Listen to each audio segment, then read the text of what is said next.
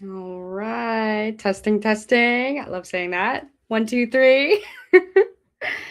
Welcome, welcome. We are live. This is Dancing Dragons Health and Wellness live stream. I believe this is the fourth live stream. Oh my goodness.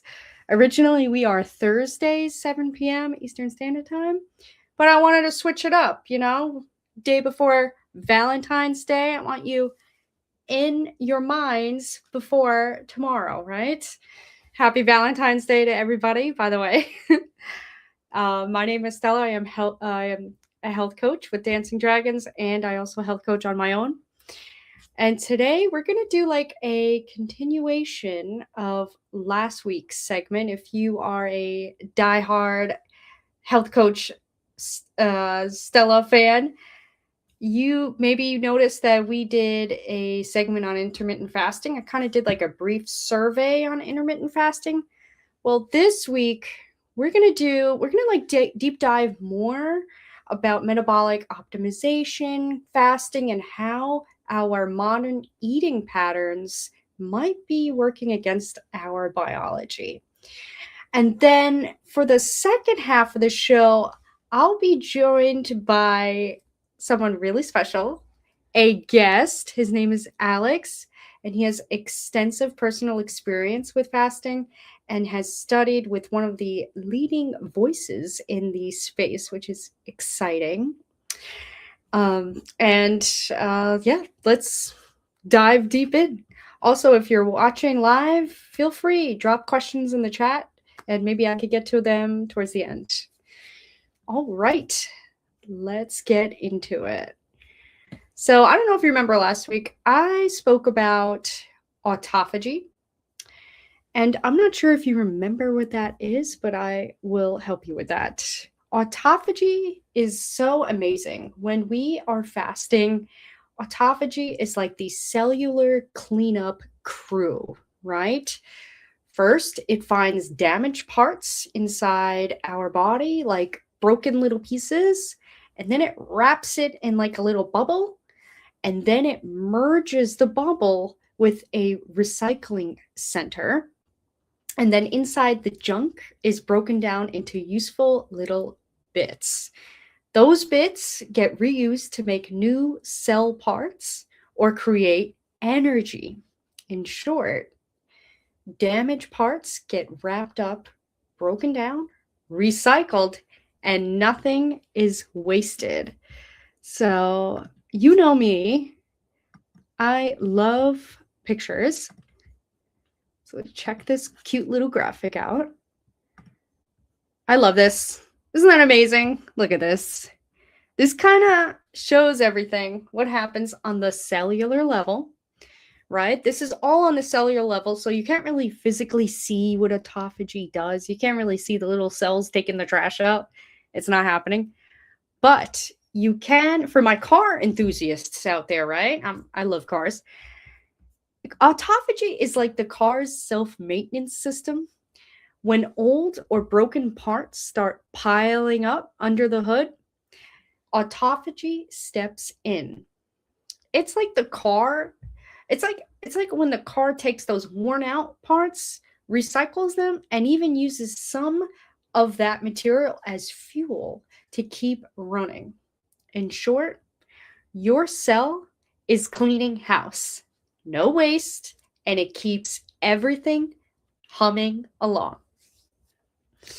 Now, let's remove this. Okay.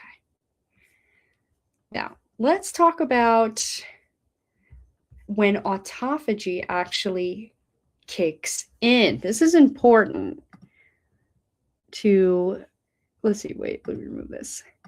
This is important to note so that when you fast, you know what's going on at certain points and you're not just starving yourself. You need to be strategic when you do fast. Let's open this, add to the stage. Look at this. I love this, right? Autophagy in general is linked to longevity, disease prevention, and even cancer protection. Your body is literally cleaning house at the cellular level. How amazing is that, right? So if we look at this from like 12 to 16 hours, that's kind of like baseline fasting autophagy, right? That's why I suggest when people want to start fasting, they do 12-12 first, because that 12-12 is actually when you'll have baseline autophagy. It's very minimal, like the baseline kind of cleaning crew comes in. And then around 16 hours, that's kind of like when you'll start to have the cleaning crew kind of, it's like the models in the Uber, right? For the different tiers, like 16 is kind of like towards like the middle tier. And then when you get to 24 hours, that's when the magic really starts to begin. That's when you'll start to notice that actually you might be a little clearer headed. You'll feel like you feel kind of light on your feet. You won't feel like you're kind of dragging along. It's actually, that's kind of when the magic begins. And then if you're hardcore about it, 48 to 72 hours is when is that's like if you're really fasting for like 2 days at least, that's when you'll actually feel like a little tired, dizzy because you haven't really had any food.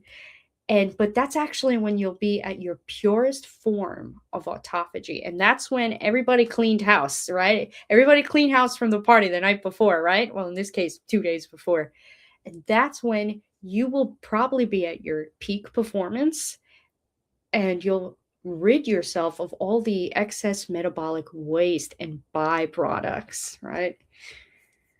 All right. So let's talk about ketosis and metabolic switching. So let's talk about this. Most people, they run on glucose, blood sugar from carbs. But when you fast, your liver starts converting fat into ketones, which become your brain and body's primary fuel. This is metabolic switching. Your body switching from a sugar burning engine to a fat burning engine. So let's talk about ketones, right? When you fast for a long time, you start to develop ketones, right? Which are molecules your liver makes when you don't have enough glucose available. Basically, they're your body's backup energy for fuel made from stored fat. When you're fasting, exercising intensely, or eating very low carb, your insulin drops and your liver starts breaking down fat. That fat gets converted into ketones, and those ketones can power your brain, your muscles, and your organs. So let's look at it this way. Instead of running on sugar, your body switches to running on clean burning fat fuel.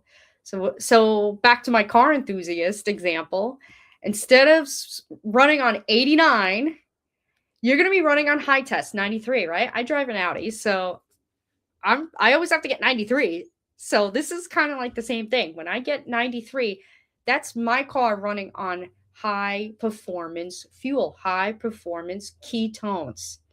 Those ketones are coming from the liver, which broke down, and it's using my fat stores for purest energy, right? So there are actually 3 main ketones. There is beta hydroxybutyrate, which the brain loves. It's also known as BHB. And then the second one is acetoacetate, the precursor to BHB. And then there is acetone, the one you breathe out. Usually people will notice if you are in like hardcore ketosis, they'll notice when you are, because you don't have that ketosis breath. Actually, people will smell. I know that's disgusting, but when your body's breaking down these fats, that gets released into your breath and people can smell it. It just happens, just pop a breath mint, brush your teeth or something, or eat. That will go away once you eat. So what's cool is that ketones burn more efficiently than glucose and produce fewer metabolic exhaust fumes, meaning fewer inflammatory byproducts. Ketones aren't just fuel, right? They're also a signaling molecule that trigger better brain function, lower inflammation, and improve metabolic repair. Now, so ketones are your body's clean, high octane fuel from your body, from your fat, and it's unlocked, right? What I've said before, when your glucose drops. Now, studies done from the National Institute of Health, they dictate a person should consume no more than 50 grams of carbs to stay in ketosis, right? So you can achieve that easily, actually. If you start your fast with the 12-12 fasting regimen, you could easily keep your carbs less than 50 grams. And that's actually what I advocate for my clients that want to start fasting. I tell them to reduce the carbs first. And that is like a cheat code to get started into ketosis, because you lower those carbs, that's what's going to get you started, right? And another study, a research published in the Journal of Cerebral Blood Flow and Metabolism, show that during prolonged fasting, the body shifts the brain's fuel supply from glucose to ketones. And as fasting continues and glycogen stores drop, the liver produces large amounts of beta hydroxybutyrate and acetoacetate, which easily cross the blood-brain barrier.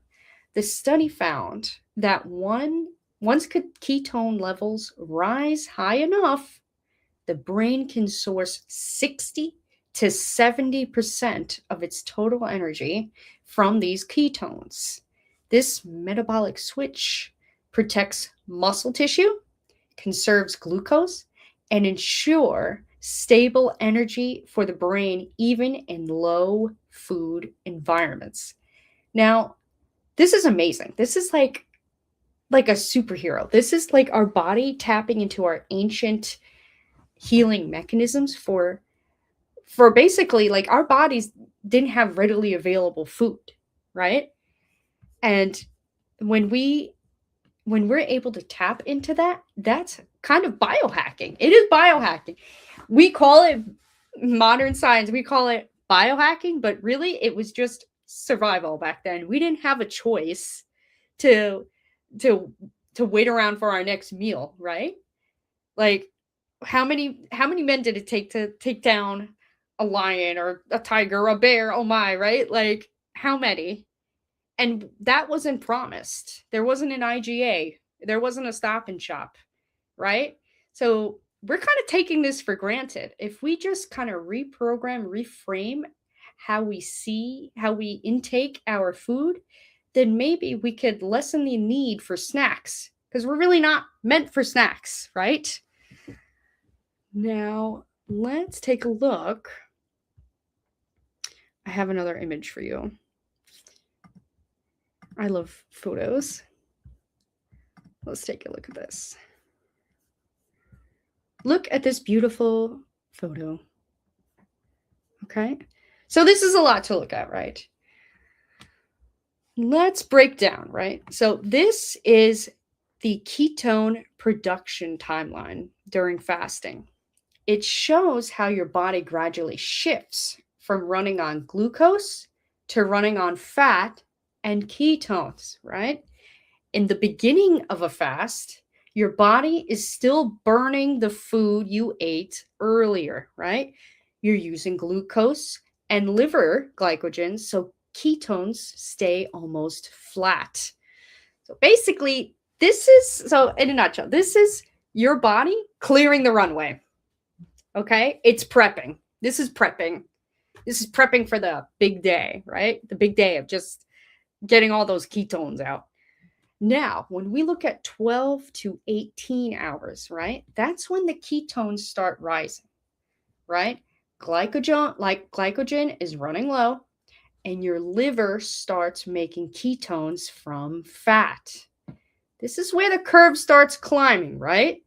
You feel a little steadier, hunger drops, and your energy actually starts evening out. This is the early metabolic switch, or in other words, that's kind of where you're biohacking, right? And then we look at 24 hours, right? This is hardcore ketosis then, right? Right? This is the green zone of the graph, right? So you could just look at it. The green zone is where the magic happens. Your body officially switches into fat burning as its primary fuel source. Ketones rise enough that your brain starts using them for energy, sometimes up to 50 to 70%. And how are you going to feel?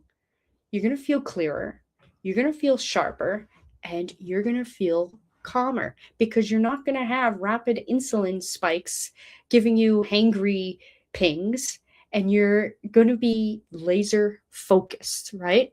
This is kind of like a therapeutic ketosis, the phase people talk about when fasting benefits really kick in. And then if we look at this 48 hours plus, listen, I've never reached 48 hours plus. That's crazy. But if you have, kudos to you. But this is where the curve climbs even higher, and your body is running almost entirely on fat. No sugar stores left, just your fat stores. And that's when autophagy ramps up, inflammation drops, and metabolic repairs rapidly accelerate. Now, don't get this confused. This isn't starvation, right? It's metabolic optimization. Your body is cleaning house and upgrading your fuel system, right? Before you were at 89, before you're eating cheeseburgers, now you're at 93, okay? Now you're eating steaks, right? That's the parallel. So the longer you fast, the more your metabolism shift gears from sugar to fat to ketones, and that curve is your body unlocking deeper repair. Remember, your innate superhuman metabolic repair. You have the power. You really do, right? Now, let's remove this. Now, let's talk about apoptosis. What is that? This is pretty cool, right? This is basically programmed cell death. Now, this sounds scary, but it's actually essential, right? Your body needs to eliminate damaged, mutated, or potentially cancerous cells, right? So if we look at the, according to the Nature Communications Journal, fasting, particularly through a fasting mimicking diet, also known as FMD, may selectively eliminate damaged or cancerous cells while protecting healthy ones. This effect is linked to differential stress resistance in healthy cells and differential stress sensitization in cancerous cells, along with mechanisms like autophagy and iron regulation. So basically, fasting enhances apoptosis. It's like your body's quality control system getting more aggressive, right? Now, if we look at, so there was another study done, right, by the Experimental Clinical and Cancer Research. Short-term fasting, like 24 to 72 hours, temporarily shifts the body into a protective low-growth state. Healthy cells slow their metabolism, activate repair pathways like autophagy, and become more resistant to stress. That's important. Cancer cells, however, can't adapt to this low fuel environment. They stay in high growth mode and become more fragile. This makes chemotherapy hit tumor cells harder while reducing damage to normal cells. It's actually, your body's actually able to heal itself while, not that I'm saying, oh, chemotherapy, whatever, But when you fast and you do chemotherapy, they're saying that there's a beneficial process going on that helps kill the cancer cells even better. So I have another photo, image file.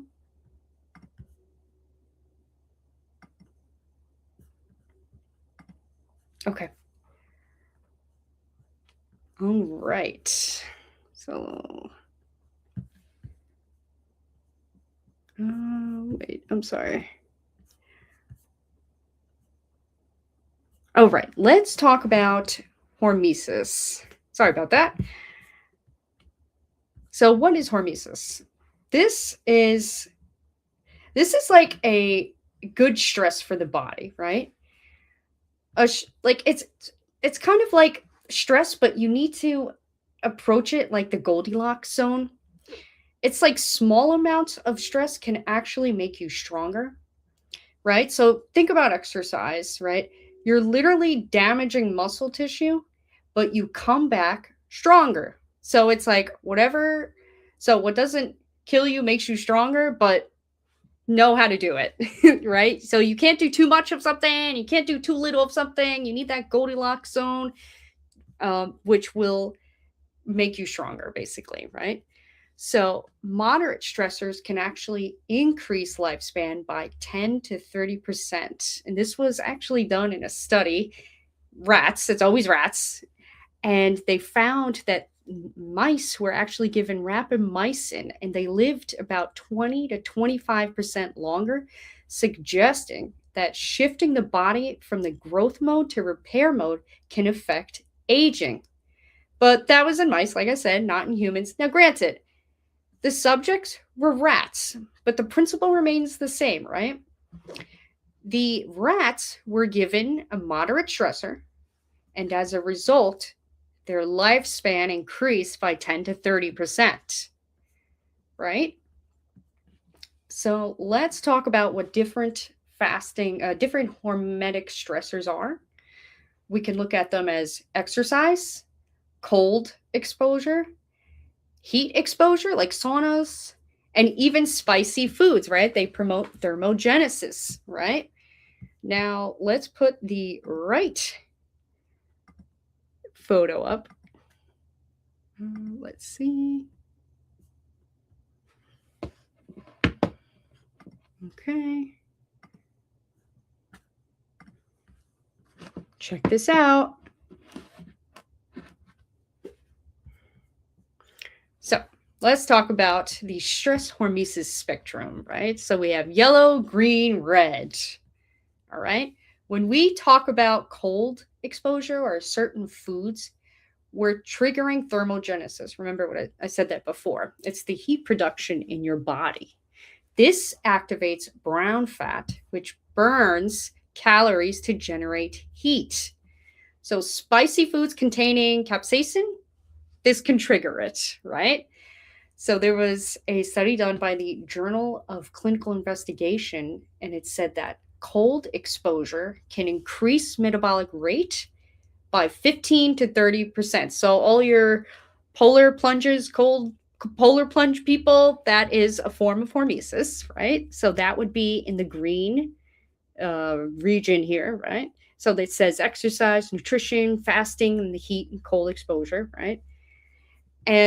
But we need to pay attention to this because the yellow range, if you're a couch potato, you're not stressing your body out in a good way. It's basically if you don't use it, you lose it type of thing. However, if we look at the red side, if you're overdoing it, you're actually performing the intended opposite of what you're looking for.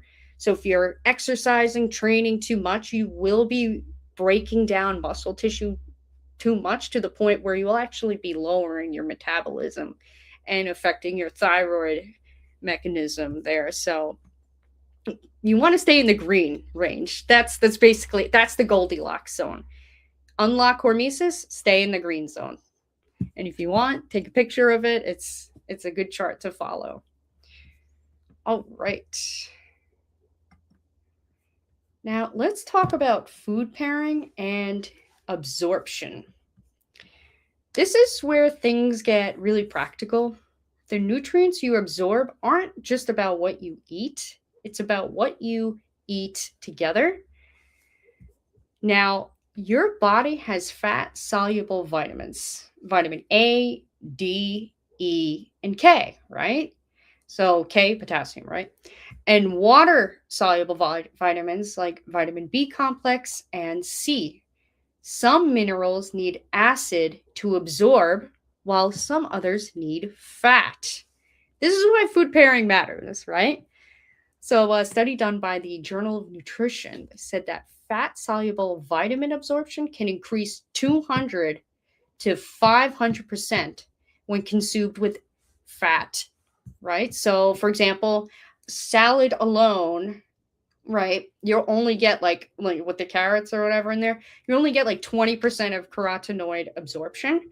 Whereas if you have salad with some olive oil, nice extra olive oil, you'll have 80% of carotenoid absorption, right? And that's because the fat that's in there is like a vessel. It's transporting the nutrients that you need in there, right? Now, some people, they like to have milk with their food. You might want to stay away with that from that, because a lot of people, the problem with that is that it can inhibit iron absorption by up to like 50%. And according to the American Journal of Clinical Nutrition, calcium reduces non-heme iron absorption by 30 to 50%. So if you're eating iron-rich foods, spinach, beans, red meat, drinking milk at that time means you're not getting the full benefit. Space them out a few hours. Now, what you can do, what I actually like to do, what you can do is before you're eating, like 30 minutes before, have some water, and that'll actually help with digestion, and you actually will be eating less. What I like to do is actually even drink some warm water that's more gentle on the body. That is recommended. And if you want, you could even drink it after, like try like 30 minutes after you eat, because the problem is you don't want to dilute your stomach acid. Your stomach acid needs to break things down. And when you put beverages in, that's confusing the stomach. Like, wait a minute, I thought we were the liquid. Why are you putting this in? So it's confusing, right? Now, what about coffee or milk and tea? Again, the tannins in tea and coffee can also bind to proteins and reduce digestibility. Plus, casein in milk can bind to antioxidants in tea, reducing their absorption. Also, if you're trying to be in ketosis and you put the milk in the coffee, it's also not recommended to do that. But even adding milk to tea reduces antioxidant absorption by 15 to 20%, according to the European Heart Journal. So if you are drinking tea or coffee for health benefits, you try to drink it black or like with lemon, not milk. But don't mix that up and put lemon in the coffee, lemon in the tea. Now, what about soda? We love soda, don't we? We love soda when we have a nice like burger and fries. It's just like cleans the palate. It's amazing. Love it. But I hate to tell you, it's a metabolic disaster. And I'll start by saying that the phosphoric acid in soda can actually interfere with calcium absorption. Second, the sugar spike combined with food creates a huge insulin response. And what happens? The diet versions, actually, I forgot to say, that artificial sweetener can trigger even more of an insulin response and disrupt your gut bacteria, because the aspartame, phenylalanine, those are confusing to the body. It doesn't know how to react to it because it's not sugar and it is sugar. So it's sort of like in a weird state, right? And according to Diabetes Care, sugar-sweetened beverages with meals can increase post-meal glucose by 25 to 30%. So that means you're going to get that spike. And what happens when you get that spike? You're getting a roller coaster. And if you're with me from the other live streams, we don't want roller coasters. We're not here on an adrenaline junkie metabolic mess, right? Now, I do have another photo.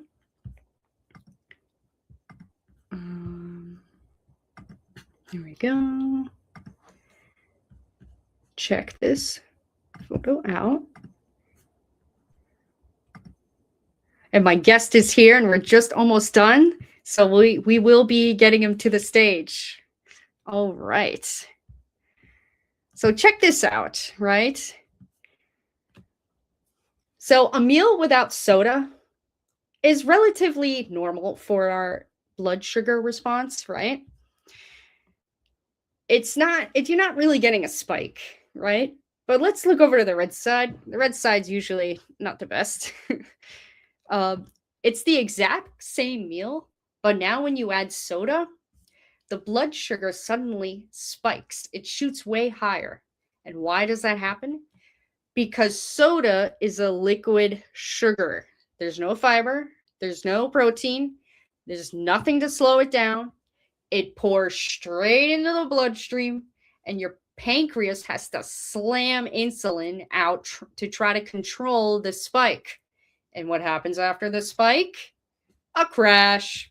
And this is why people feel tired, hungry again, craving more sugar, irritable or foggy, and more likely to store fat. The meal isn't the issue. It's the soda that sends your blood sugar into chaos, right?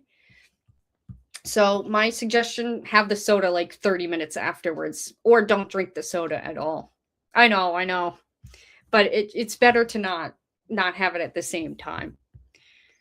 All right. So let's talk about enzyme activation and food pairing. Certain food combinations. So I was telling you about all the bad foods not to pair together. Now let's talk about perfect marriages in food. Certain food combinations actually unlock enzymes that help you digest and absorb nutrients better. So, for example, black pepper, if you put that with turmeric, that increases absorption by 2,000%. So many people buy turmeric supplements, and I look for it. I don't see black pepper in there. So it's not being activated. So you're not going to have an effective supplement.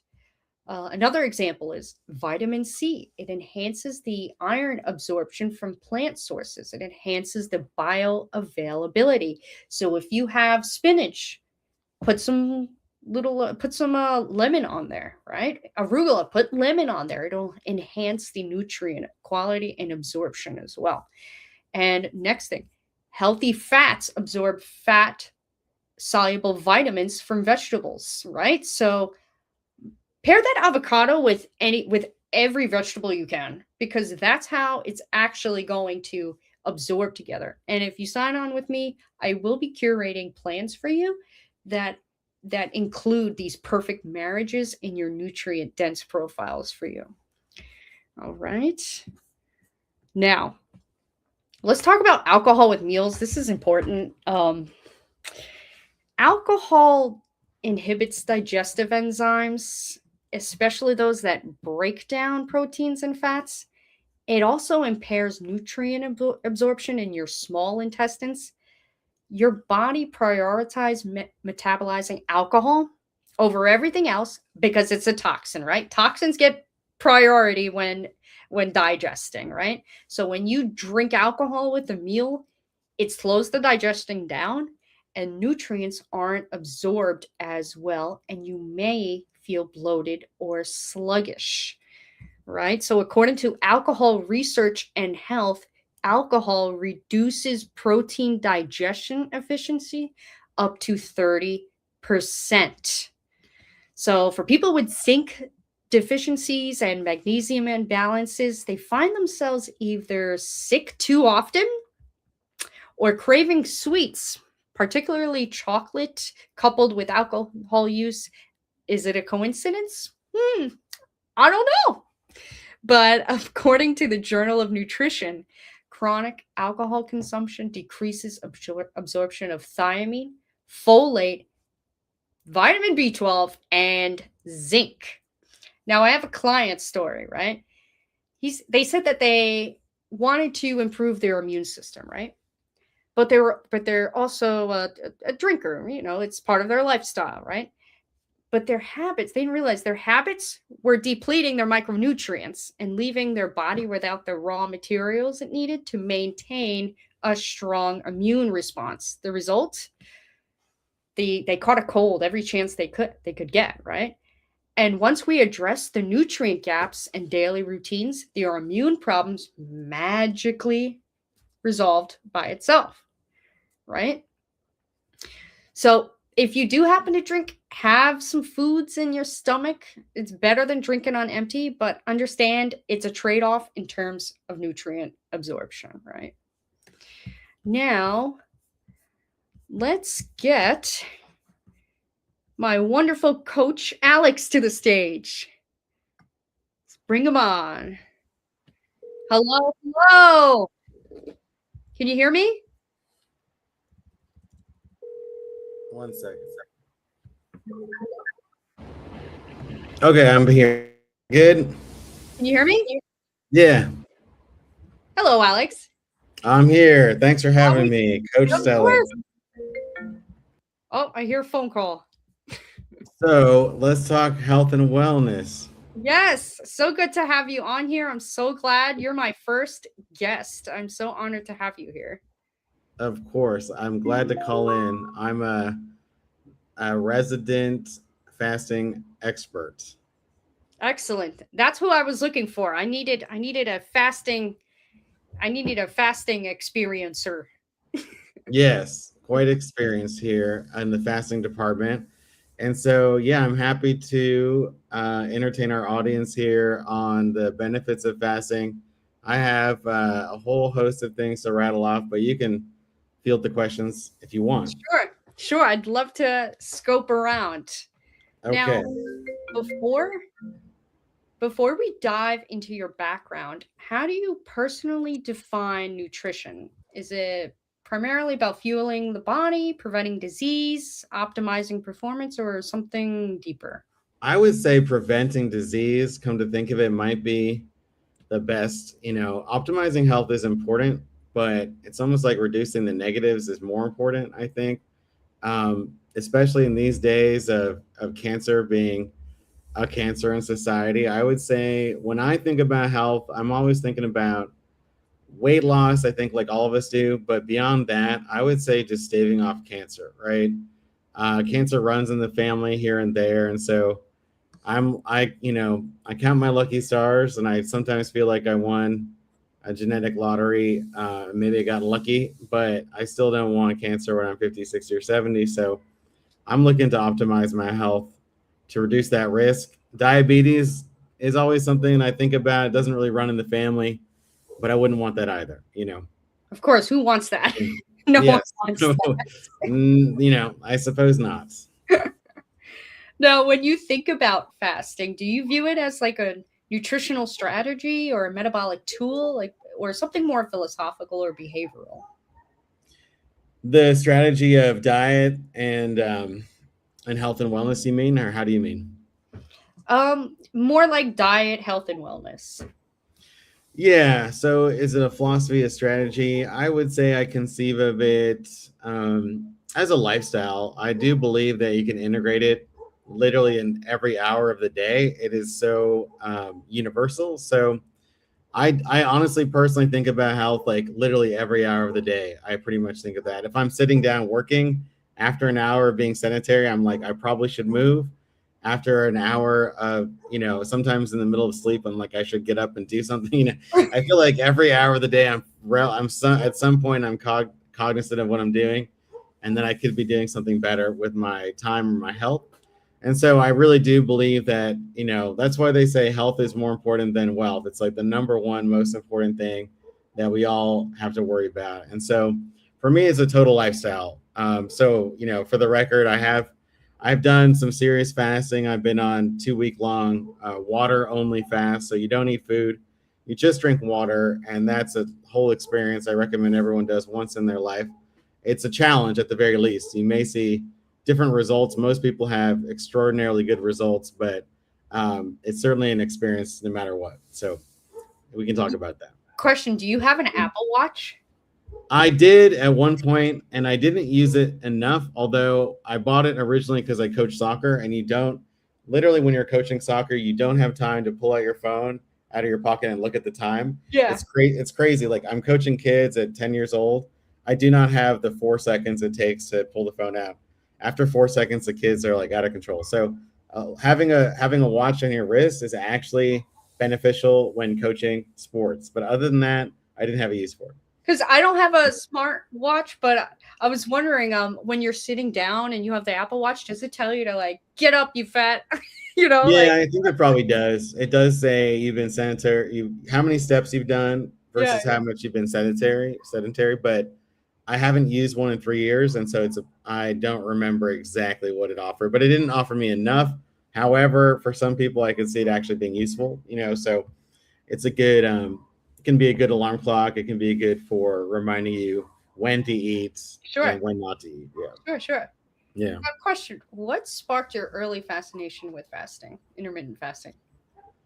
Right. Yeah, I think like many thinking people, fasting seems like a way to heal your body, right? It's intuitive. It just seems natural.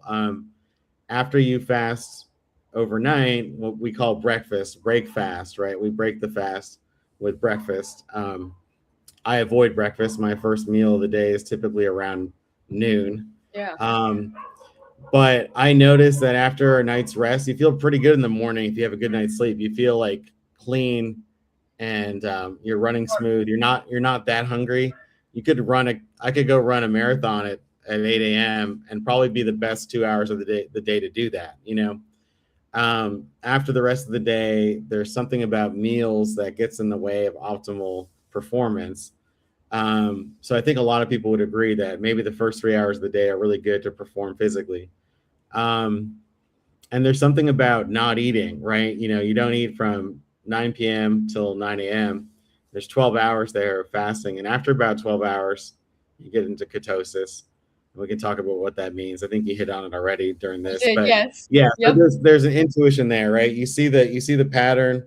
You don't eat for 12 hours, you feel good. So maybe if I don't eat for 24 hours or 48 hours, I feel even better. So there's that linear thinking makes sense, and there's truth to that. So I've always been interested in fasting since maybe middle school, high school, but I never really did it until I was about 35. So yes, Did yes, you have yes. experience as a teenager or any instincts behind it that led you to believe that fasting had value before you even explored it? No, it was all intuition. I don't think I read any science on it until my 20s or 30s. I think a lot of people find it fascinating. So it's natural to be curious about it, but the science is so overwhelmingly positive on fasting. It's like insane that it's not talked about more. It should be something that is really your first go-to in general with health. Yes, I probably was exposed to like pop science articles on yahoo.com in like 1999 or 2009. I'm sure I used to read like yahoo.com was like my homepage for like 20 years. And I'm glad that I moved on from Yahoo, but from like 1995 to like 2015 maybe. And so, yeah, I read a lot of pop science there, and that's where I'd probably read some articles on fasting. But I didn't really do it until I had a friend go hardcore on it. I have a friend named Nemanja. He goes by Nemo, like Finding Nemo. And he's a Serbian guy who's like a health nut. He's a fruitarian, which means he only consumes fruit. It's totally insane to me. But he came to California to go to a fasting place called True North Health Center. It's run by Dr. Alan Goldhammer, amazing facility. It's been there since the 80s. And so he went there and did his fast for, I think, 20 days. And I lived in California at the time. I went there to visit him, and I saw firsthand what they did. And I was like, I could do this. And I finally was there was a barrier to entry. I didn't really ever take the step to fasting until I had a friend do it, right? And so that's my story about how I actually started to fast beyond, an overnight fast, which almost all of us do. And it's really bad habit to wake up in the middle of the night and eat. That I can say that much, right? Don't do that. If you do anything, don't do that. Yeah, What try about to not eat. Yeah, sleepwalkers? yeah, exactly. Try to not eat for 12 hours. That's a good start. And that's a real fast, right? That you should be proud of that. Some people who are diabetic might not be able to do that, but Right. yeah, I finally got to the place where I'm gonna commit to like a 10-day fast, 14-day fast, and it's an amazing challenge, and it kind of reminds you what it is to be human because you reappreciate food, right? We take food for granted in most of the world because it's abundant now with modern farming, but fingers crossed that we don't go into another starvation period. But yeah, basically, Well, we have people, fasting to rely on our fat sources, so yeah, exactly. And so we as humans take it for granted too often that food is abundant. But if you go into a fasting thing, a real fast, 48 hours is pretty good. That's a real way to shit gets real pretty fast after 48 hours. But after 10 days, 14 days, you really appreciate food again. So if you want like a gratitude reboot, I would say fasting is an amazing way to reappreciate food. We take all these foods for granted. After not eating for 5, 10 days, you get real hungry and you start to appreciate every little thing that you ever shoved in your mouth. So so definitely recommend. Yeah. yeah, that's fascinating because you Mhm. mentioned about your experience with the health center. Did you have any preconceived beliefs or notions that were overturned? Yes, yes. So misconceptions or false assumptions about fasting. I have a whole list. Let me think of all the items. So the first was that fasting is dangerous. Like it's really not, right? Fasting is something you may want to do with a medical supervisor, but honestly, most people can do it without any extra oversight, right? If you're going to do a real fast, I would alert a best, someone you live with. You can faint, right? Fainting is probably the only real, I'm not a medical professional, but fainting and hitting your head on something, literally probably the only dangerous part about it. And that's a real concern. But otherwise, your body is going to be so healthy and running so smoothly after not eating for like 2 days that it's like the benefits outweigh the risks by far. So fasting is not dangerous at all. I think that's the misconception, is that there's going to be some medical condition that's going to be exacerbated by fasting. There's almost no such thing, right? Fasting is like a miracle drug that solves like literally everything. So if you want to talk about true panacea, I think that's how you pronounce that word. Yeah. Fasting is it. Fasting is actually the number one panacea for like literally almost everything. It's not gonna cure everything, but like it'll prevent almost any disease. It's just ridiculously beneficial. So fasting is the preconception that a lot of people have is that it's risky or dangerous to just not eat, and it's just not risky or dangerous. You should have water at the ready. You can die of thirst after like 2 days, but you will not die of Yeah. hunger until like Have 20 days. Yeah. electrolytes on standby Yeah, all. and electrolytes. So that's the first misconception. It's not dangerous. The second misconception is that it's super hard. It is actually mildly difficult. I'm not going to hear, it's a real challenge. And so you It's a should be proud. journey. It's a journey. Yeah, it's not easy. So Yeah. it's not, it isn't easy. It's not hard, but I would say it's mid-level difficulty. Definitely not particularly easy. And after a couple of days, you may want to, certainly after 10 days, you may want to quit. And an intermittent fast of 2 days. I mean, forget about a 10-day fast. Even if you're doing like a 2-day fast, that's actually harder. I would say it's harder to do a 2-day fast than a 10-day fast. Like honestly, You have to get over the hump. there's a hump, and like if Yep. you're trying to do a 2-day fast, it doesn't. You have to fit into your regular schedule. If you're doing a 10-day fast, it's a special event. You're like ultra committed to it. It's easier to just cheat after like 16 hours. Just go back to the fridge. But when you go to like a foreign facility and you have your own room with no fridge in it, that makes it easier. So yeah, take a chain and chain your refrigerator shut and like lock your door, and you might be able to do it for 10 days. Wow. There are people with amazing willpower in life, right? They have so Yeah. much willpower they can do it. I'm not one of them. So Okay. I gotta like chain things shut. So Yeah. okay. So the other misconception would be that I would say that fasting. So there's some people that like, this is kind of funny. There's some people that like to do a little bit of wordplay. So some people will say, is fasting when you eat nothing? And some people will say fasting is when you eat like very little food. And actually it's I used to laugh at that because I was like, fasting is either not eating anything, or if you want to eat, then you eat, right? That's actually a really interesting debate, because I would side with like, you don't eat anything, there's no food at all. But actually, there's an argument to be had, and I wouldn't agree with this, but there is a valid argument to be had that if you stay in ketosis and you don't get out of that, you're pretty much fasting, right? So I believe in the total abstinence. I don't believe like you should eat a little bit of food here and there. But I would say the misconception that you can actually achieve pretty much all the benefits of fasting if you just stay in ketosis for a long time. So you can actually eat small amount of food, Yes. and like quote unquote cheat and still get like 99% of the benefits. You'll still have the same effect because you'll Pretty be much. Yeah, pretty much. So fasting, Absolutely. I don't want to abuse the English language, and we Yes. can abuse it, but you can actually eat small amounts of food to get you through the day. You don't want to get out of ketosis at all. No, don't do that. But you can eat small amounts of food Sure. and pretty much call it a fast. You know, Well, that's where nutrient Yeah. dense comes in. High Mhm. protein, low carbs. You want to limit the carbs less than 50 grams and make sure your protein is on standby at all times. Because honestly, if you just have like a piece of steak, how long is that going to last you? I know when I eat it, I'm like, I don't have any cravings or anything.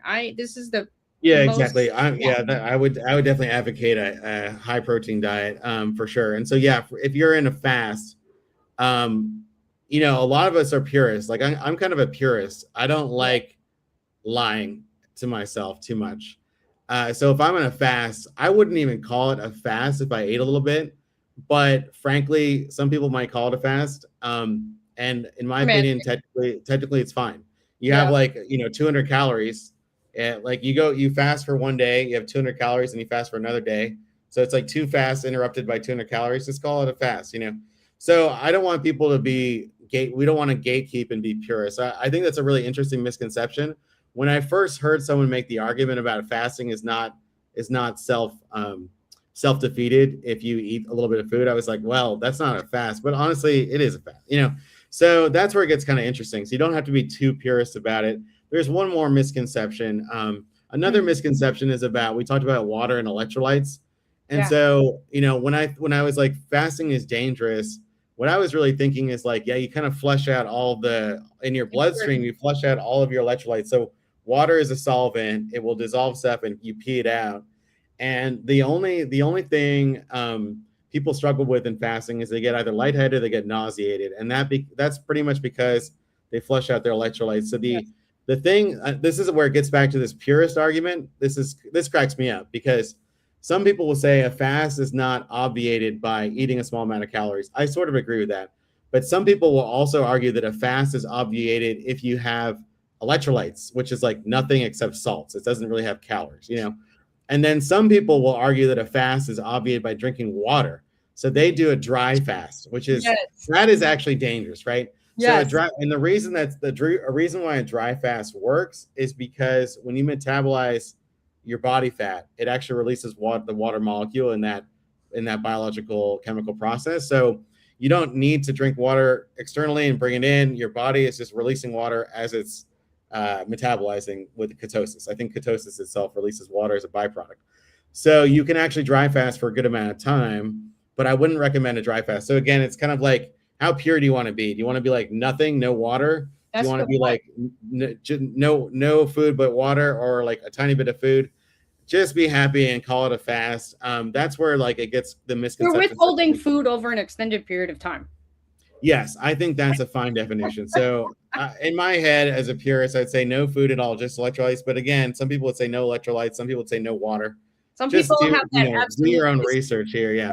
They have yeah. Go ahead, Stella. Tell me. I can give you one more misconception, but I think we covered. You know what? Give me one more. Yeah, I'm trying to think here. Sleeping is not that hard fasting. Some people think like they won't be able to sleep or they won't be able to work. If you extended fast, you'll be okay. You can work. I wouldn't recommend like serious, heavy work, physical or mental, but you can get stuff done.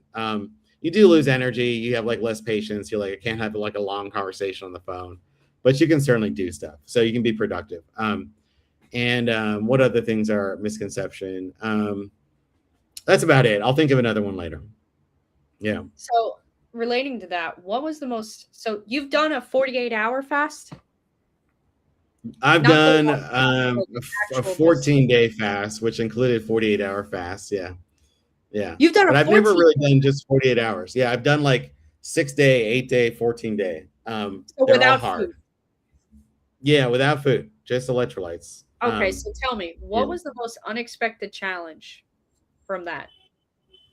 Um, yeah, I have some things that are too PI, but I would say, Say it. yeah, I would say after 4 days, like the first 2 days are honestly pretty easy because you're like super motivated in the beginning. You're like, yeah, let's do them all in.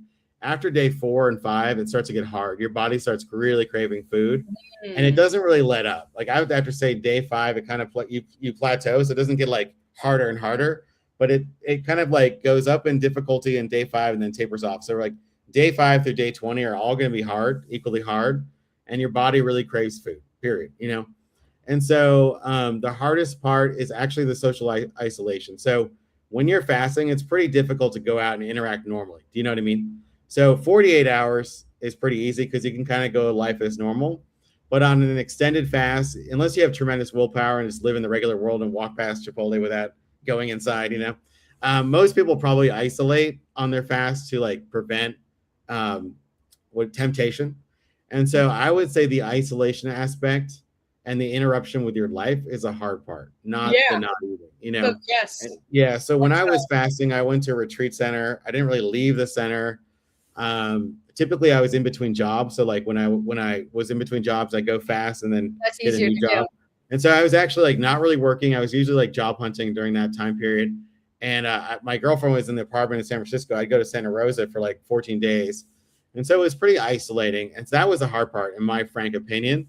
But at the same time, if you go to one of these facilities, there's like 100 other people there. You can socialize. And so it's not so bad. But I would say you're kind of stuck in a room and trying not to, there's no fridge around. And so you're just kind of there, so Yeah. it's like Yeah. that was a hard part, I would say. Are you sure you weren't sent to jail? It sounds like it is a little jail-like, but not so bad. But you do have like a little room. It's like being in a hostel, Yes, a little bit of jail, a little bit of jail time. A little Food bit jail. of jail. Yeah, food jail, I would say. Food jail. That's what Yeah. it was. Yeah, you're in food jail. You're on a food strike. No food for you.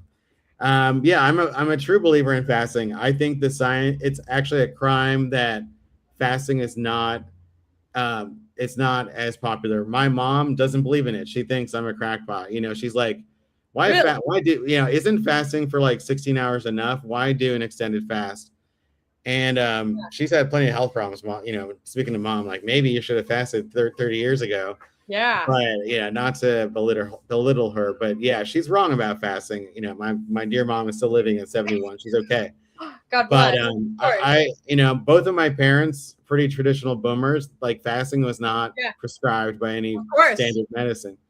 And so, on that note, yeah, standard medicine can work. I've had some fine results from standard modern medicine, but fasting is not something you're going to go to your doctor and they're going to tell you to do typically. So that's where Dr. Alan Goldhammer is just like, he goes on and on. He's like, here we are, like we're doing the Lord's work here by getting people into this fasting thing. And they're actually fairly unknown and rare. People don't do that.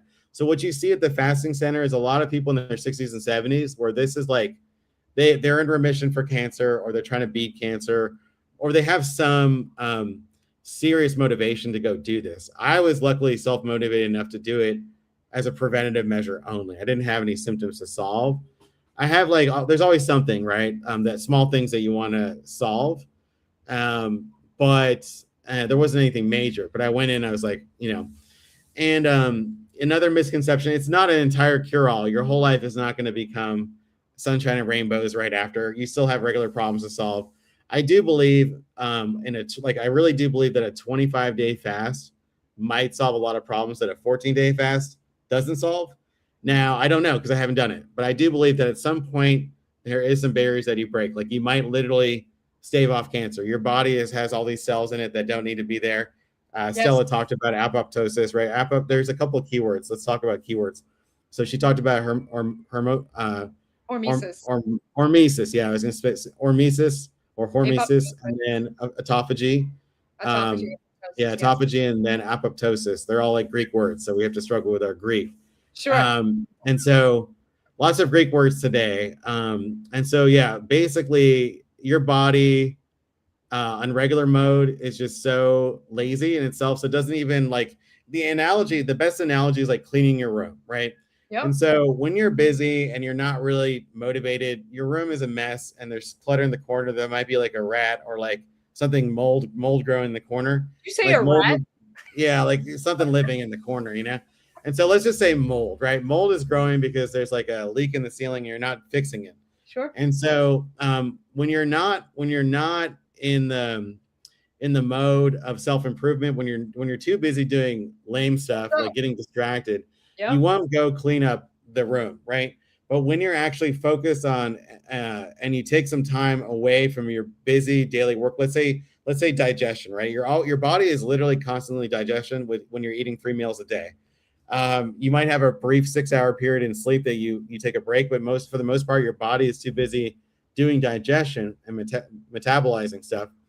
And so when you finally give your body a break from metabolizing, when you finally take the time to clean your room, that's when you clean up all the stuff that needs to be cleaned up. And so when your body goes into autophagy, you're actually cleaning up what could become cancer cells or some sort of growth, tumor, whatever, because you finally get into the mode of cleanup, right? And so the cleaning analogy holds pretty strong. And so, yeah, I forget what we were chatting about exactly, but yeah, the key words are hormesis, which is the stress that you go through fasting, which is just like a cold plunge or spicy food or mild amount of alcohol. Your body likes that stress. It like jolts it into action. It's like, oh crap, now We're I got to designed actually do for it. something. We're programmed for it.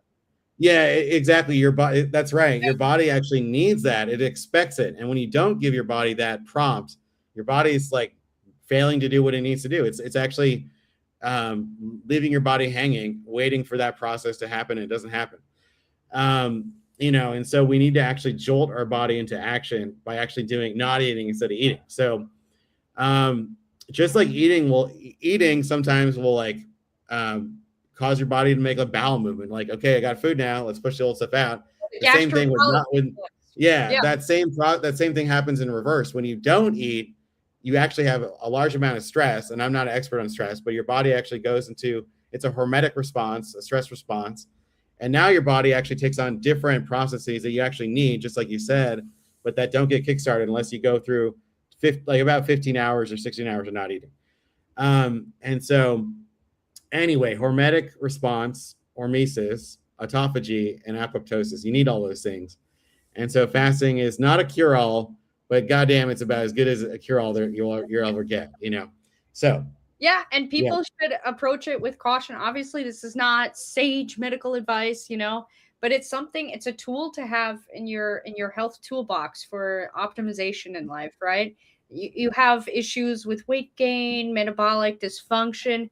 The best way to attack that is with your nutrition, is with your diet, is with your timing when you intake things, right? Your body needs to rest. It needs to digest everything, right? Food builds, but your body needs to clean everything up. And that cleanup process is when you need that time to digest everything, right? Over 15 hours now, there's like, what was it, like over 15 hours people are eating. There's like a 15-hour window people are eating in a day. How many hours are in a day, right? And 15 hours people are eating. When are they getting a break? That's ridiculous. Yeah. Oh my goodness. Yeah. Now question. Now, in your opinion, how does fasting challenge the difference between comfort and true nourishment? Yeah. How does fasting, say it again. How does fasting challenge the difference between comfort and true nourishment? Yeah, there is definitely a difference between comfort and true nourishment. That's such a good framing to think about. Yeah, we really have dopamine addiction. Food is like a really big dopamine production engine. So, yeah, if you want a quick fix, you eat a meal, you eat a snack. It's just insanely easy in today's world. And yeah, true comfort is probably the enemy of health, right? Like, or cheap comfort is the enemy of health. And then I guess good health is actual comfort, right? You have to be, there's a paradox. We have to be a little bit uncomfortable to be comfortable, right? And that's why we feel uncomfortable. We're not doing anything. If we're not getting anything done, we're just being lazy. We're like, well, shit's got to get done. I can't just do nothing all day. So that starts to become, the comfort starts to become uncomfortable, right? And so yeah, I think true comfort, well, false comfort would be cheap dopamine and cheap calories, and a cheap lifestyle where you're getting the kind of crappier version of everything, right? Crappier version of socialization, crappier version of entertainment and food. For example, if you want to sleep, like some people use alcohol or other tricks to sleep, and sort of cheap sleep. Benadryl or Yeah, sleeping you aid. might get into a lighter sleep, but you're not getting into deep sleep, You're things not like getting that. REM. Yeah. Yeah, and actually, what we consume, the media we consume, like you cannot underestimate or overestimate, whatever. You cannot overstate the risks and the negativity that comes with consuming bad media. And so don't food is super important, and there's a bunch of other things involved with health. But I would say, yeah, wellness and health and wellness. Yeah, the media you consume, tremendous effect on your day, and right, and because all what that you stuff. consume visually, it's like I tell people that, like, not only are you feeding yourselves, ingesting food, but you're also feeding your eyes, you're feeding your ears, you're feeding your mind. That is all new. It could either be nutrient dense material that you're consuming, or it could just be fast food material that it could be rotting your brain, right? We confuse comfort with nourishment, but really comfort just means unsustainable choices that do not serve us, right? Like, oh, Yeah. well, it tastes good, so it must be good for me, right? Yeah, it's very true. The body has different modes of being, right? We have our lower vibrational states, which means we can be satisfied with like sugar and basically cheap input. We get And used to when that. go for it. And then it's basically a cheap versus expensive stuff. So like we can survive on sugar for a while, but we really need something more sophisticated, more I guess nourishing, right? Something actually that requires more energy to obtain, but it's worth the reward. So it's sort of like a short-term gratification versus long-term thinking, right? And that's why humans, we have to operate in short-term thinking and long-term. So we have this constant battle between short-term needs and long-term needs, right? And so I think that's our diet is no different. We do need short-term calories, right? We need a quick fix sometimes, but we also need to think about tomorrow and long-term. I would like to talk about like South America lifestyles versus North America, because, and we can start there but save it for another conversation. Oh, for But sure. I think that like on the diet front, it doesn't, like, being selfish is important. You have to think about yourself. But here in South America, like family meals are still like very much a thing. And when you do that, you can do it in a way like, yeah, you're cooking for yourself, but you might as well cook for everyone else too, while you're at it. And so there's these positive network effects where when you think about your health, it's really important to take care of yourself first. But when you take care of yourself, it's really going to help everyone else. So it's like, I'm really interested in how your own selfish, well-being really impacts everyone else around you positively, and then comes back and pays you dividends. Yeah. And so,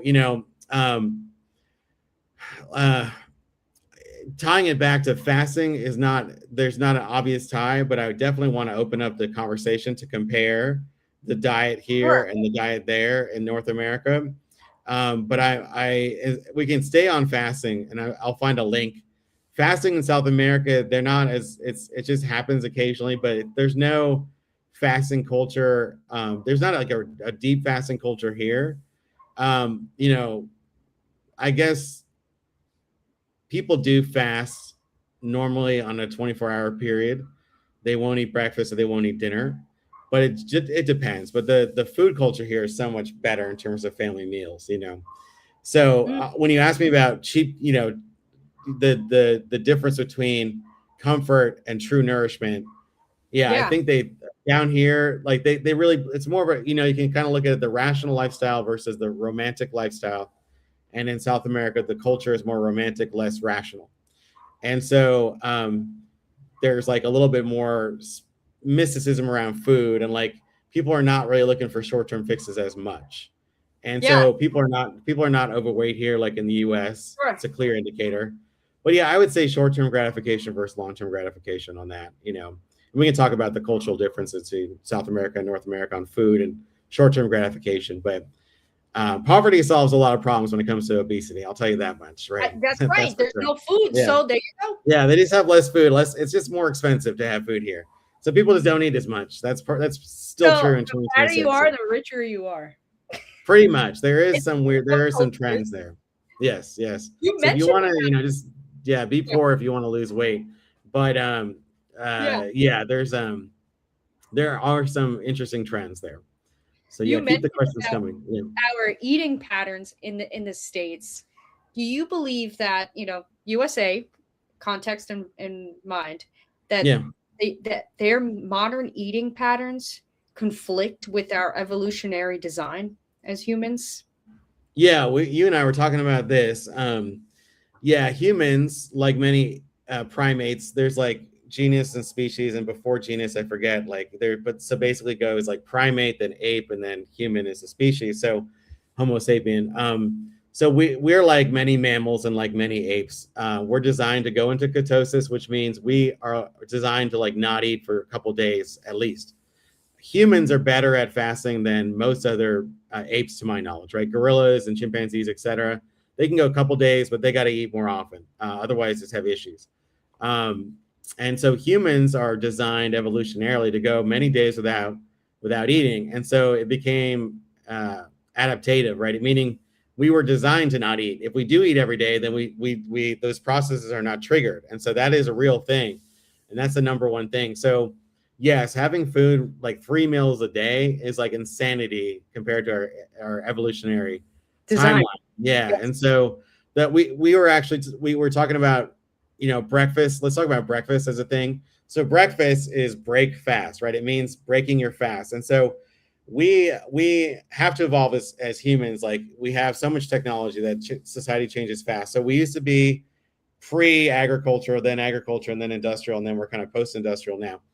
And so with the farming agriculture, everyone woke up early because they had oil lamps, but they didn't have light. So you couldn't really do anything after the sunset.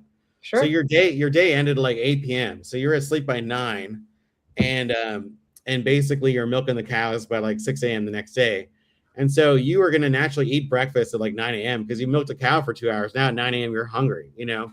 And so eating breakfast is an artifact. It's not something that humans always did. When you're doing hard labor on a farm, yeah, you need breakfast at 9 a.m. for sure. Like you haven't eaten since like 7 p.m. the night before. And so, you know, 9 a.m. is like, yeah, it's 14 hours. You're good. That's enough to be healthy.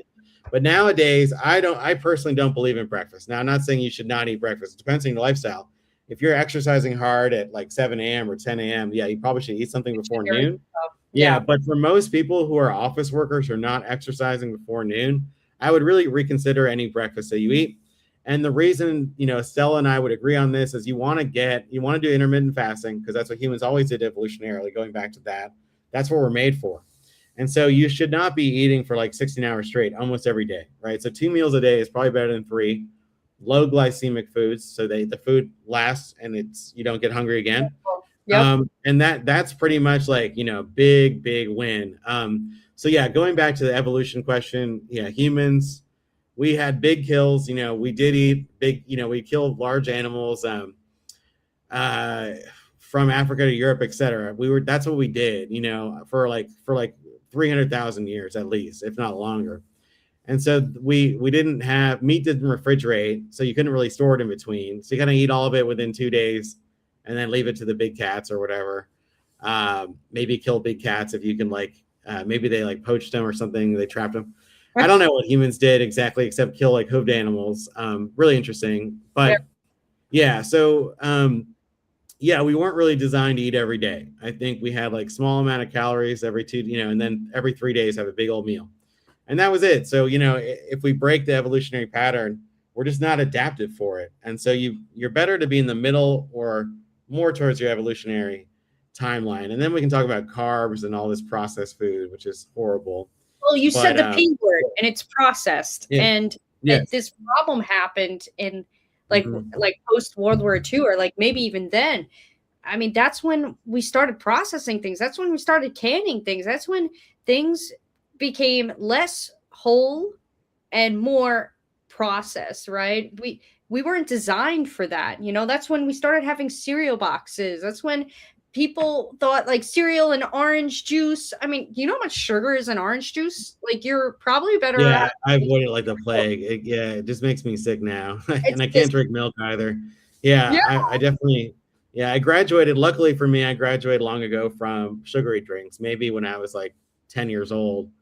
yeah. My dad just made it illegal in the household to have anything like that. See, I My like mom that. would have some drinks, yeah, but they're all diet soda pretty much. So I never really drank Coke, and I think it should be a crime to have. Like, honestly, if I were president, like literally, I'd be like tax the shit out of sugar and solve like the What obesity is problem RFK overnight. doing? Why is he not?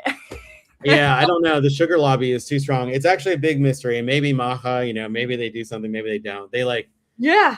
yeah, everyone has a fit if there's taxes on stuff, and I see the argument, First Amendment stuff, but yeah, it's a real big thorn in our side. Or there's even worse analogies than that. It's just a terrible blight on society. And actually, that's where it actually I don't individuals can do what they want, but I've been a libertarian, but I've definitely not that hardcore about it. I think people need to take care of themselves to help other people, right? You have to be useful. It's not just about you all the time. We live in a society. We live in a society, but like you are responsible for others. Other people Yes. depend on you to perform, and it's not just about you. And so when somebody is overweight in society, it costs everyone else pretty much, and it might be opportunity cost, It's a but heavy burden. you're failing to flourish. And it's not just affecting you, it's affecting everybody. So it's like we got to realize that we can do much much better. And I don't believe it's just everyone's fault. Like it's all your fault that you can if there's sugar water and all everywhere you go, eventually you start consuming a little bit of it because it becomes culturally ingrained. So Yeah. it is collective. It is our collective responsibility to solve it, but also individually. But politically, for sure, there has to be some political solution to that too. So I get pretty rabid about sugar water, and luckily for me, I don't have that much of a sweet tooth. A little bit, but not too bad. And it makes me a little sick to eat a lot of sugar. Some people, I guess, Good. don't. Yeah, I don't know how people do it. Like they drink a couple Cokes, they're fine. I start to feel really shitty and have a sugar spike that just makes me like feel gross. So I just avoid sugar as much as I can, and Good. that solves a lot of problems. But yeah, if you have a lot of carbs, it kind of has some of the same effects sometimes. So yeah, low glycemic I think is super important keyword. Stella has probably mentioned it. So yeah, we can go on with more questions. I got time, I have one but I last want to stick question. to the theme. Yeah, I will go off course and talk about South America and talk about like Well, we need to do another culture. live stream on that. Yeah, we can do a live stream We're gonna on. do another live stream on that. Yeah, it's like we can talk about individuals, but you can also talk about collective health, and that's where some of the collective effects really are interesting. And yeah, but it does come down to individual responsibility, but we also have to think about why it matters for other people. And like for example, car accidents. Car accidents are surely partly because you're just not operating optimally. Like you have 1 second of lapsed concentration can kill somebody, right? And so if you're like I text and drive, I don't drive anymore because I used to text and drive too much, and I never got into an accident. But I was like, I gotta stop driving because the temptation for texting and driving is so strong, and I couldn't stop doing it. So it's like I got rid of my car, and I was happy to do that. I bet a lot of people feel the same way, but like literally, I would know when sometimes I literally wouldn't drive because I was either too tired or wasn't feeling well enough to knowing my concentration level Yes, wasn't that good. your So I'd literally avoid it. I could Yes. leave the house at 10 a.m. to go shopping, but I'm like, I don't feel strong enough to perform well behind the wheel right now. So I'm going to not drive until 2 p.m.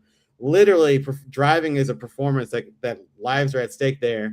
And, just having a poor American diet and your sleep Yeah. is affected. So you're either didn't sleep enough or you're feeling a little crappy. Your reaction time is slower. Your blood sugar is too high, and that leads to clear bad results. But all of the effects are much, much more profound than that. You know what I mean? Like they do. The science is so deep. on performance, physical and mental, when you're in ketosis or when you're in a healthy state. And the societal effects and costs are just immense. So American society has to fix this, and I don't know what it takes to get there, but like, probably some political solutions at some point. Maybe a state in the union can just ban soda, and then other states follow suit. Well, we got to work for the food cabinet, the nutrition. Yeah, we got to do some. Who knows if it's a First Amendment issue or just lobbying or both.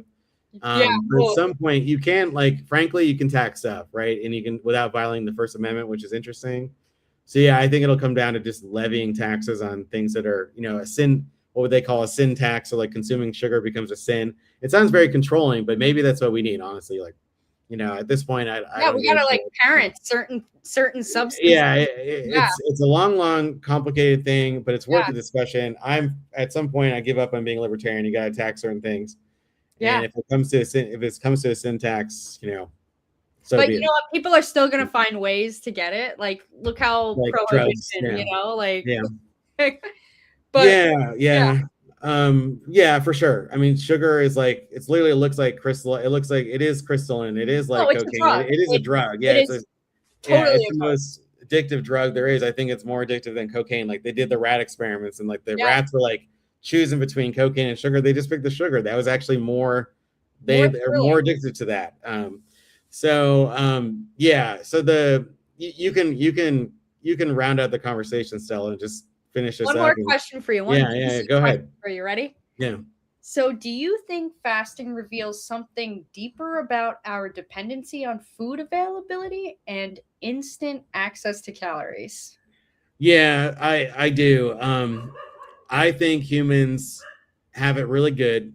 We are in a very, the word, I guess, is, there's a lot of words I could use, but we're pretty coddled and privileged in today's society because of food abundance.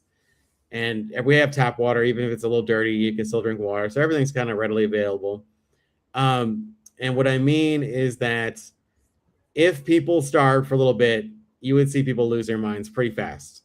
Food is like a crutch, and we all use it as a crutch. It's some people are more mentally stable than others, but you're going to find out very quickly who's not stable if they don't eat for very long. They get hangry. So that's why, we talk about hangriness, things like that. That's real. People's mental health is riding on this thin veneer of calories in their bloodstream. If their blood sugar dips, they quickly lose control of their system because they're not used to it. And I actually don't know all the chemistry. The chemistry is not trivial, right? It's very complicated, but I'm sure it wouldn't take that long to research why a caloric deficit and lack of blood sugar might lose control of your body. And I think it has to do with your baseline is just you're out of your calibration is totally off. Your body just calibration is on a carbohydrate engine. If you change that engine to a protein-based engine, that's when you're going to be more focused and level-headed and logical. You won't be. It's your lenses in life aren't in a roller coaster, a sugar metabolic roller coaster.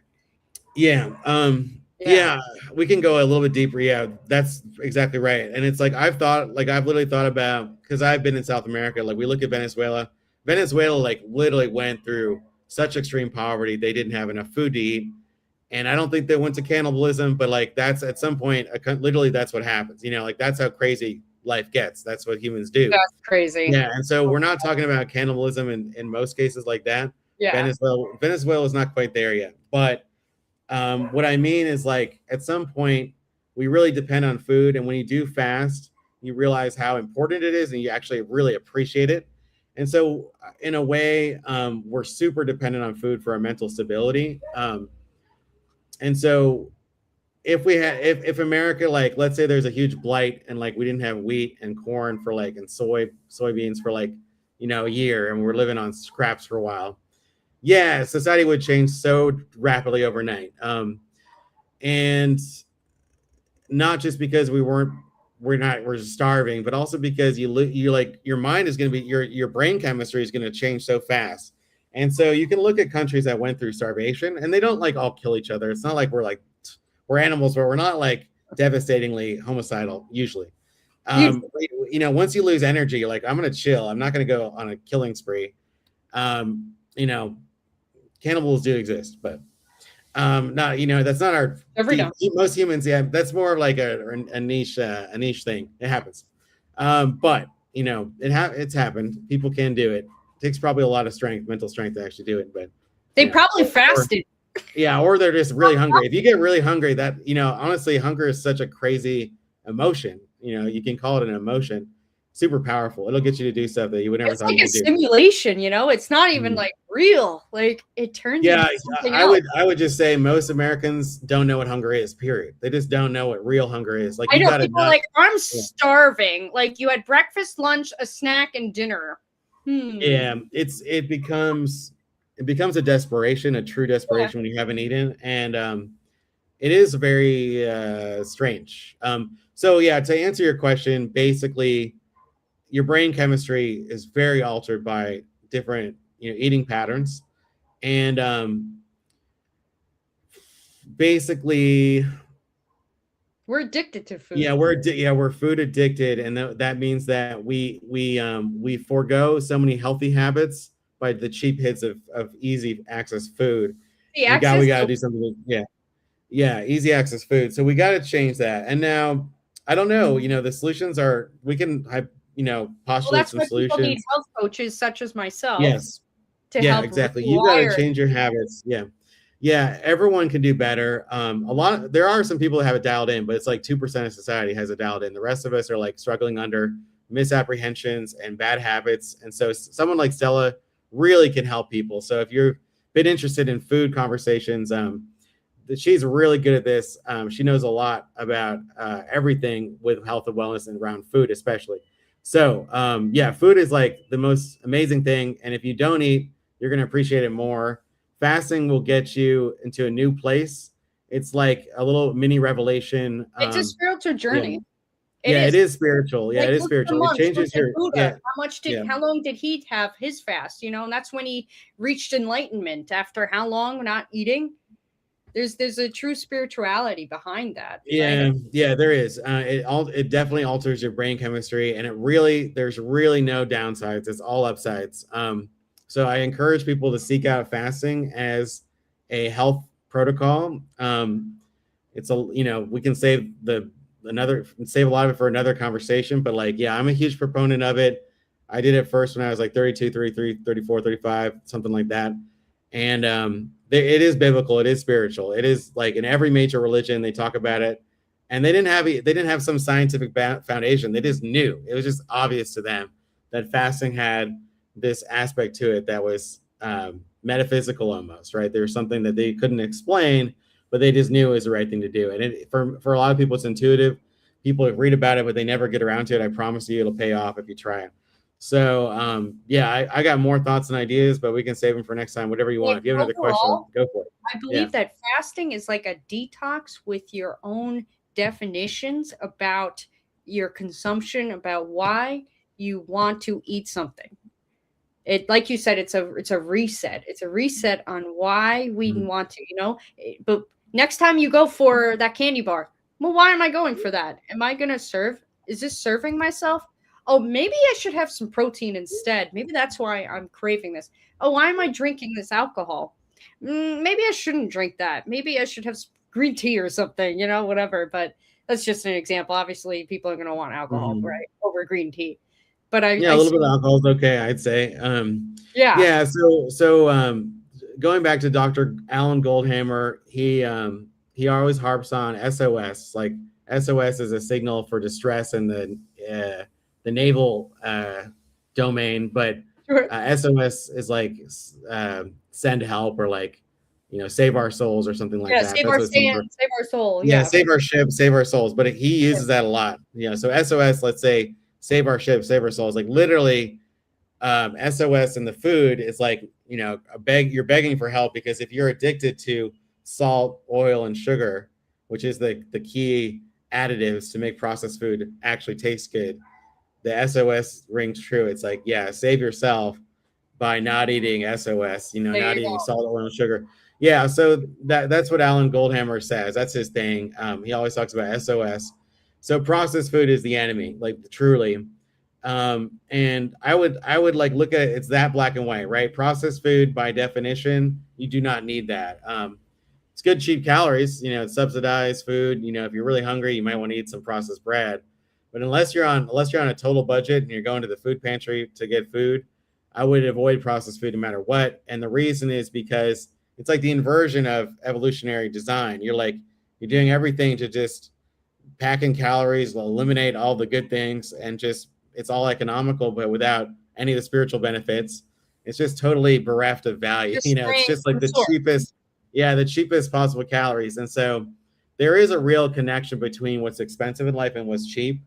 And we choose the cheap and easy option too often, and we have to pay the price to get healthier options. And instead of just ordering DoorDash, cook something, right? You can choose the lazy option or the expensive option, It's but cheaper it's going to cost too. you. Yeah, it's going to cost you. It's really long term and short term thinking. So Yeah. yeah. So you asked me about, what was the last question you asked? Oh, I just you answered it, but Yeah. if fasting reveals something deeper in our dependency on food availability. Yeah, that's right. Yeah, I think we think of ourselves as impenetrable modern beings that are like not animals. But yeah, if you fast and you go without food, which is such an essential ingredient to life, you're like, oh crap, I need food to live. It's like breathing. We take breathing totally for granted. You got to try not breathing for 2 minutes, see how you do. It's like we're totally, utterly dependent on oxygen. Totally take that for granted. You should do breathing exercises. I feel like that's an easy win. On Dancing Dragons, they have breath coaches. Yes, breath coaches is a real thing, and absolutely breathing and oxygen and water. I didn't even know that was a thing, a breath coach. I'm like, wait, no, breathing is a real big deal. There are some real things there. Yeah, we'll have water coaches, drinking water coaches at some point too. But water is super important, and actually, like, hydrating is something I became obsessed with. Now, like right now, I'm a little thirsty, but like I think hydrating with like tea and everything is super underrated. Electrolytes. But you'll know real fast when you're going without oxygen or water. But food is something that we usually just take for granted too. And you'll realize so fast how human you are if you just don't eat for 2 days, or especially after 3 days. You get ravenously hungry.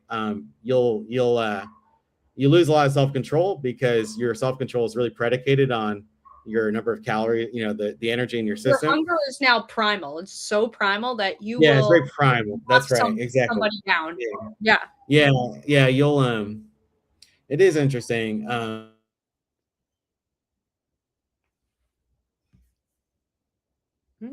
Alex, you froze.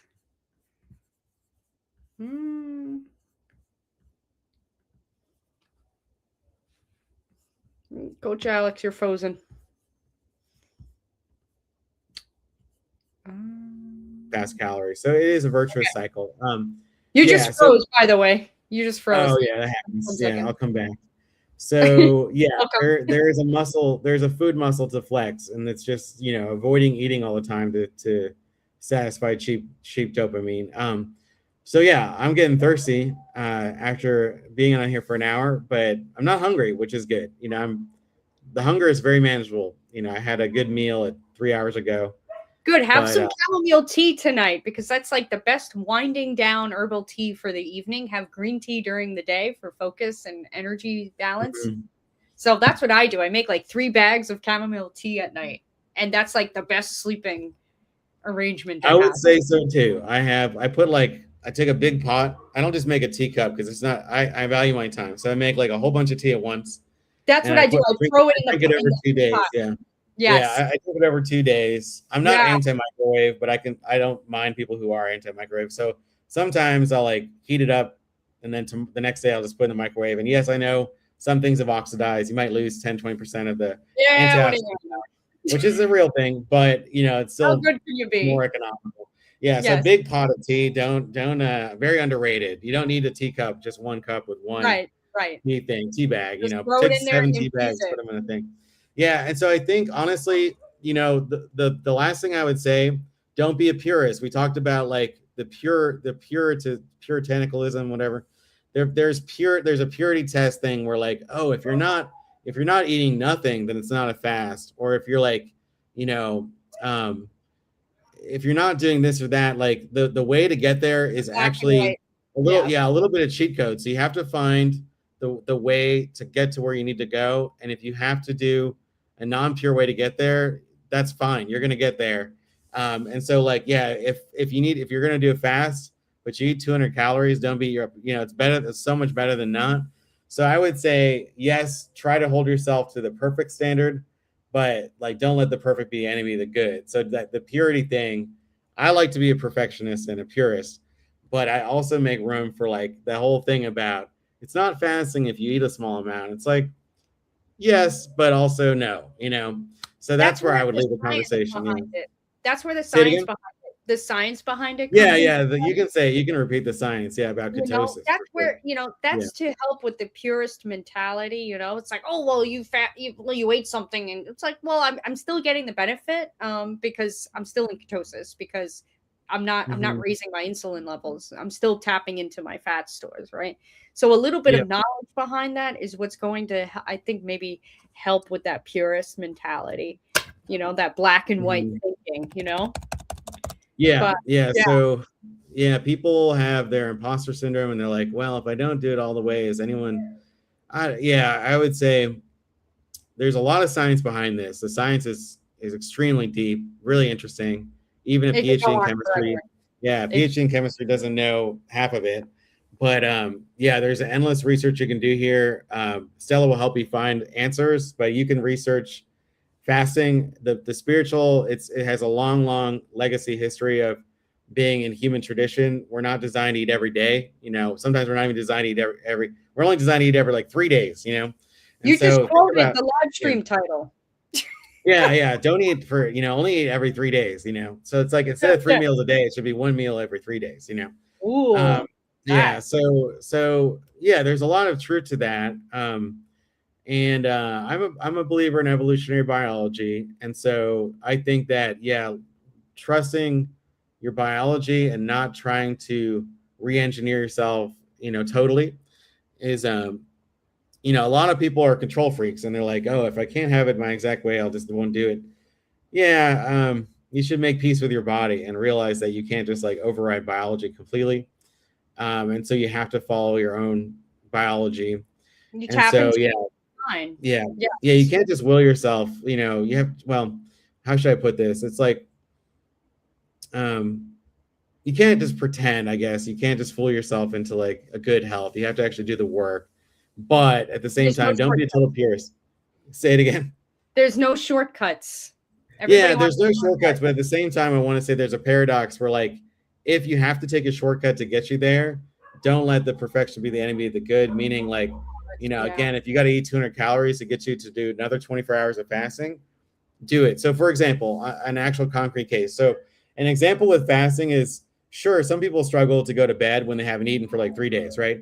So the way to trigger sleep would be to eat like 200 calories. And so if that's what you need to do to fast longer, it's almost like a good thing. So don't let the purism, whatever the word is, the purism of fasting prevent you from, like, blocking you, like, oh, I'm going to break my fast, so I should just give it up altogether. Like, no, it's okay. Starting point. Yes, you need your starting point. And so, that is the context in which you will use to get to point A to point B. You can't have that purist mindset.